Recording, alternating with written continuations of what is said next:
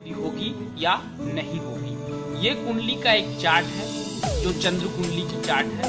अब इस कुंडली में लग्न कुंडली या चंद्र कुंडली को देखकर आप कैसे पता लगा सकते हैं कि आपकी सरकारी नौकरी होगी या नहीं होगी, कौन से घर में कौन सा ग्रह होगा जिससे आप पता लगा सकते हैं। दोस्तों इसके लिए आपको 3 चीज की जरूरत पड़ेगा, डेट ऑफ बर्थ का, टाइम का, और तीसरा है जहां आप जन्म लिए हैं। अगर वो तीनों आपके पास में है तो कंप्यूटर पे निकाल सकते हैं आप खुद, जिसके लिए मैं वीडियो बना चुका हूँ, वो देखकर आप निकाल लें। और उसके बाद वहाँ से देखें कि इस जो घर में बता रहा हूँ उस घर में वो ग्रह बैठा है तो आपको सरकारी नौकरी होगा ही होगा। और किस नक्षत्र में अगर आपका जन्म हुआ होगा तो आपको सरकारी नौकरी होने की चांस होगा। दोस्तों इसमें देखा जाता है सरकारी नौकरी होने के लिए 3 ग्रह जो भी है, 3 ग्रह बहुत इंपॉर्टेंट रखता है। जो पहला ग्रह है वो है दूसरा जो है वो है चंद्रमा,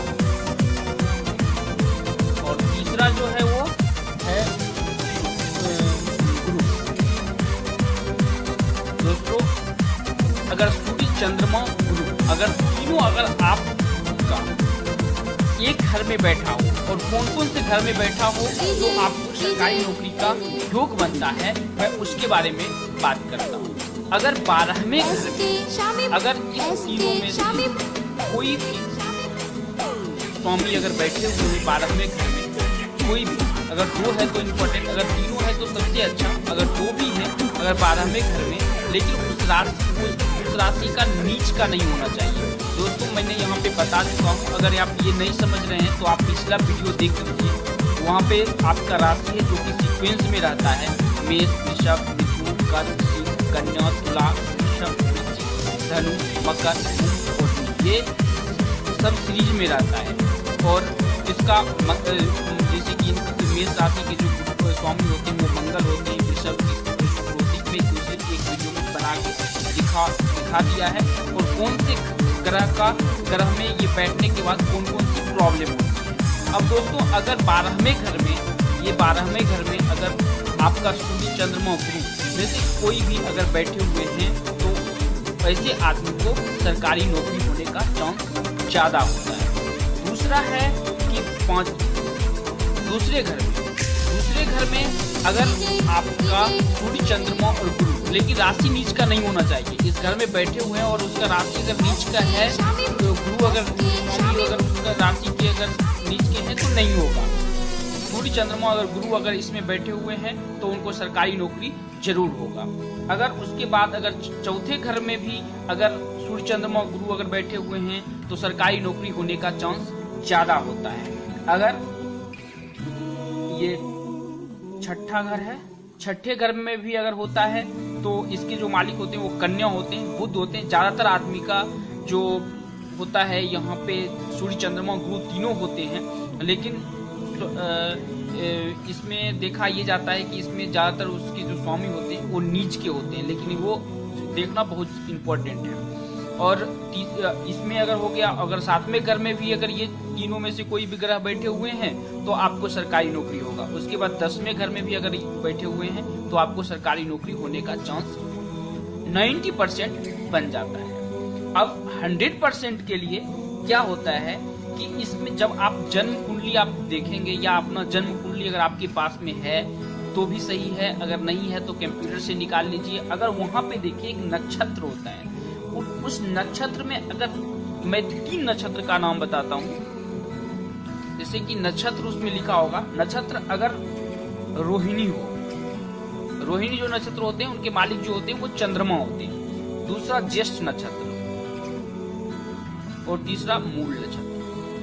दोस्तों ये तीनों नक्षत्र में से अगर किसी भी आदमी का अगर इस तीनों नक्षत्र में अगर जन्म हुआ है और इस ग्रह में किसी में से अगर सूर्य चंद्रमा अगर बैठे हुए हैं तो उससे सरकारी नौकरी जरूर होगा। वो आदमी ये तीनों, मैं यहाँ पे गंडमूल नक्षत्र की बात नहीं कर रहा हूँ। गंडमूल नक्षत्र की जो कुंडली होती है वो इस कुंडली से भिन्न होती है। वो वैसे आदमी बहुत अच्छे होते हैं, उनका जो होता है सरकारी नौकरी वो कर ही नहीं सकते, गंडमूल नक्षत्र क्या होता है मैं उसके बारे में बताता हूँ। अपनी जो ये नक्षत्र होती है वो 27 नक्षत्र होते हैं, और अभिजीत नक्षत्र छोड़ के एक अभिजीत भी इसमें आता है, जिसमें अभिजीत में आदमी ज्यादातर सरकारी नौकरी हो भी जाता है तो वो छोड़ देते हैं, प्राइवेट में ही आ जाते हैं। ये लोगों का शुक्र बहुत अच्छा होता है अभिजीत नक्षत्र का।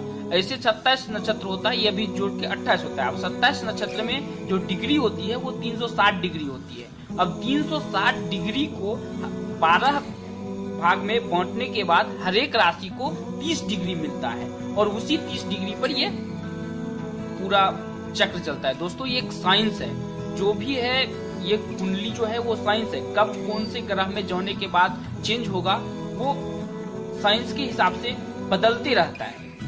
अब एक राशि पे 30 डिग्री हुआ तो मैं वो गंडमूल नक्षत्र की बात नहीं करता हूँ, वो कुंडली डिफरेंट होता है। मैं ये 4 नक्षत्र जो है इसका भी आप छोड़ ही दीजिए। अगर इस तीनों नक्षत्र में से अगर किसी नक्षत्र में आपका जन्म हुआ है और इस 1 2 3 4 5 6 अगर 6 में से अगर तीनों में अगर ये बैठे हुए हैं गुरु, चंद्रमा और सूर्य, तो आपको सरकारी नौकरी पक्का है। अगर आप मेहनत करोगे तो ही सरकारी नौकरी होगा। ऐसा नहीं है कि आपको सरकारी नौकरी मिल ही जाएगा। बैठे बैठे किसी को सरकारी नौकरी नहीं मिलता है दोस्तों। अगर आप कर्म नहीं करोगे तो आपका कुछ नहीं हो सकता। ये जो प्रिडिक्शन है या ये जो कोई भविष्य, कोई पंडित या ज्योतिष जो भी आपको बताए, ये सिर्फ प्रिडिक्ट करके आपको बता सकता है, लेकिन मेहनत करना आपका ही काम है। दूसरा आदमी आपके बदला में मेहनत नहीं कर सकता है, और अगर आप मेहनत करते हैं तो सरकारी नौकरी हो जाएगी।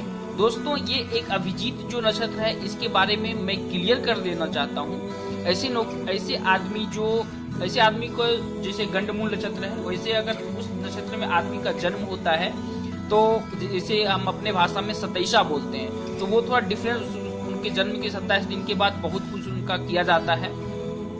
लेकिन उसमें क्या है कि वैसे आदमी बहुत सूर्यवान होते हैं, उनका कुंडली भी सामान्य आदमी से भिन्न होता है, यहाँ तक कि मांगलिक आदमी से भी उनका कुंडली भिन्न होता है।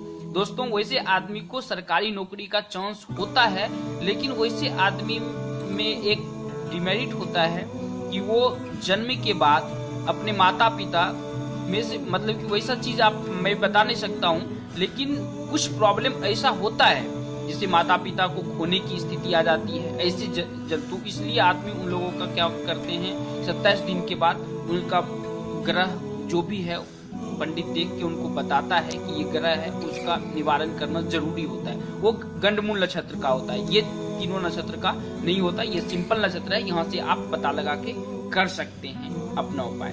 दोस्तों अगर आप कब होगी सरकारी नौकरी, इसके बारे में अगर आप जानना चाहते हैं तो इस चैनल को सब्सक्राइब कर लीजिए। इससे मिली जानकारी, जुड़ी जानकारी आपको हर वक्त मिलते रहेगा।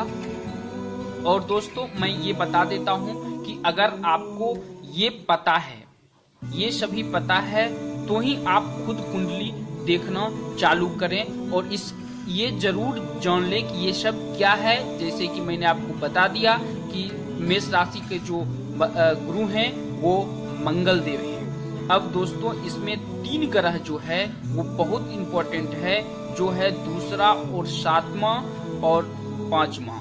दोस्तों दूसरा, 5वां और 7वां जिस भी आदमी का अगर स्वामी होता है, यानी कि 1 नंबर के घरों में होता है, उनको सरकारी नौकरी के साथ साथ बिजनेस का भी योग बनता है। सरकारी नौकरी करने के साथ साथ वो बिजनेस भी कर सकते हैं। लेकिन इसमें देखना पड़ता है कि यहाँ पे 2 ही राशि है, जैसे कि कर्क है और सिंह है, जिसके मालिक सिर्फ एक होते हैं, लेकिन सभी ग्रह के मालिक 2 होते हैं। जैसे कि अपना वृषभ है, इनके मालिक 2 हैं, शुक्र, तुला और वृषभ राशि के जो मालिक हैं वो शुक्र हैं। उसके बाद बृहस्पति जो है, मीन और धनु राशि के जो मालिक हैं वो बृहस्पति हैं। ये आपको देखना पड़ेगा। मकर और कुंभ के जो राशि के जो स्वामी हैं वो दोनों शनिदेव खुद हैं।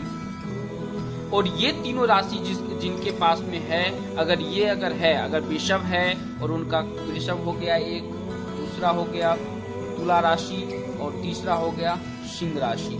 अगर ये तीनों राशि में से अगर यहाँ पे पहले स्थान पर किसी व्यक्ति का है तो उसको सरकारी नौकरी के साथ बिजनेस का भी योग बनता है। वो सरकारी नौकरी करते करते वो बिजनेस क्षेत्र में बहुत अच्छे जा सकते हैं। दोस्तों, अगर यह जानकारी अच्छा लगा हो तो इस वीडियो को सब्सक्राइब करें और लाइक शेयर जरूर करें।